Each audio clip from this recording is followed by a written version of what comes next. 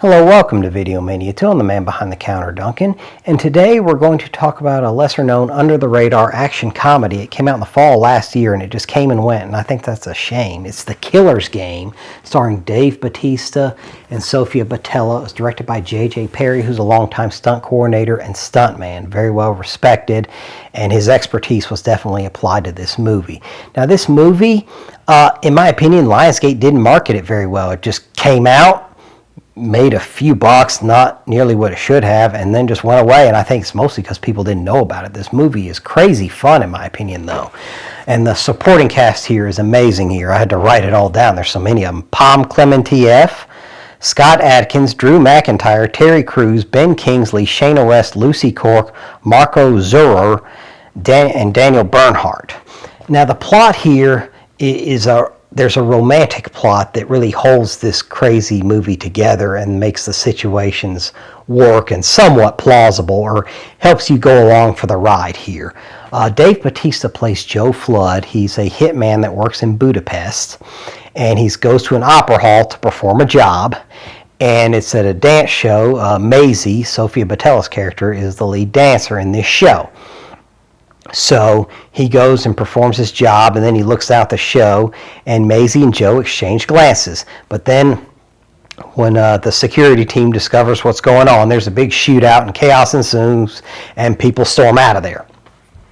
And Maisie gets trampled on, her hand is stepped on, her foot is stepped on, but Joe Flood kind of has a code. He sees an innocent person, in trouble. He grabs her and grabs her phone and gets out of there.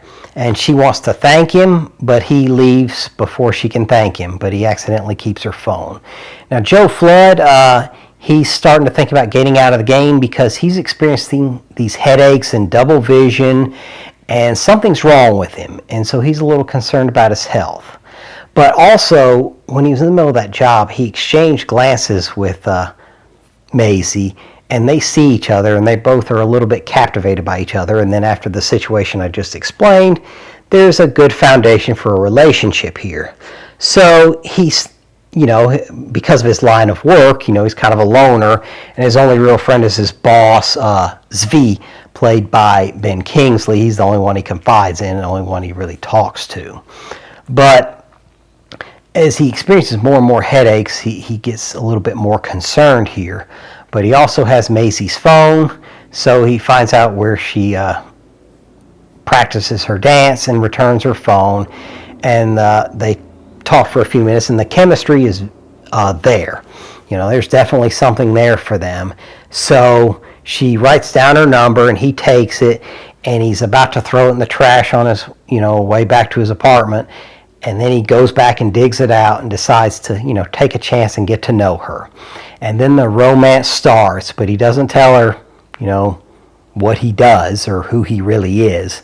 But they're just crazy about each other. And you wouldn't think these two actors, the chemistry would work, but it does. And it gets you invested in the story. The first 25 minutes are into this love story part.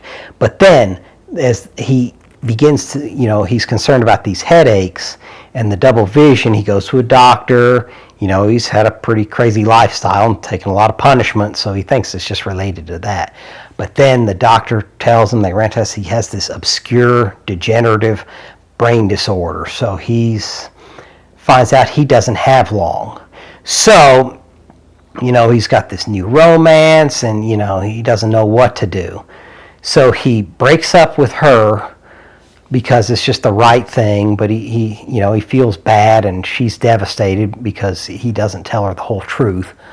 And so they break up, and so she's down and out, and now he goes to Antoinette, Pom Clementieff's character, who hates him anyway, and she runs a ring of hitmen.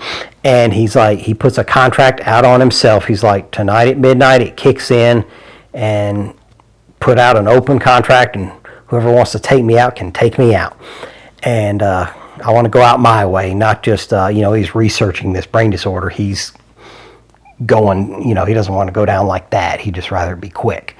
But then the doctor calls him. He leaves a voicemail for Maisie, apologizing and hopes she'll understand. He tries to even take care of her some.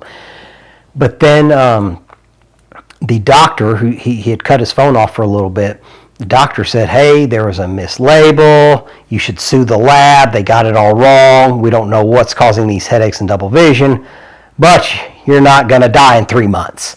So now he's like, oh no, I just put out a contract on myself. And he wants to cancel it, but these assassins are all geared up to take him out, so it's too late. So now he's got to fight his way out of it, and he threw his guns in the river. So here's where the chaos ensues, and he was worried about Sophie too. So he's just trying to balance all this out. And these assassins, this is where the stylish part of J.J. Perry's work comes in. They're all introduced in gory ways, like there's some stripper assassins, a Korean gang. Scott Adkins and Drew McIntyre are the Scottish brothers, the Mackenzie brothers, and they speak such thick Scottish accents and slang that they subtitle them, and it's really hilarious. And all these people come together, and each one is introduced. And the main one, who is the most formidable opponent for Joe Flood, is Creighton Lovedoll, played by Terry Crews. And so he eventually gets involved. So he's trying to get Maisie out of there and explain everything to her. Now he wants to live because he has something to live for, because he's really crazy about Maisie.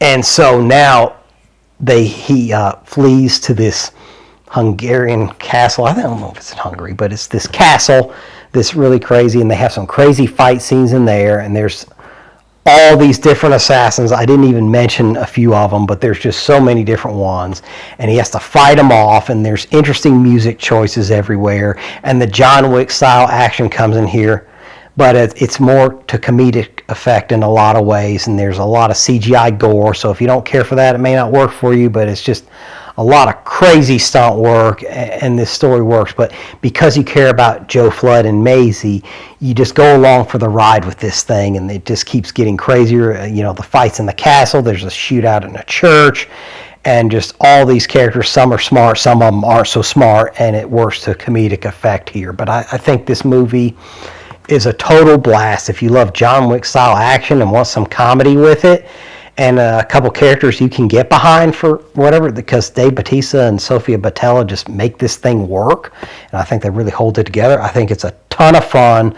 an over-the-top comedy. Put it on, and it's just a great time. So let me know in the comments, what did you think of it? Are you willing to check it out? What are some other action comedies you like that fell under the radar that maybe shouldn't have?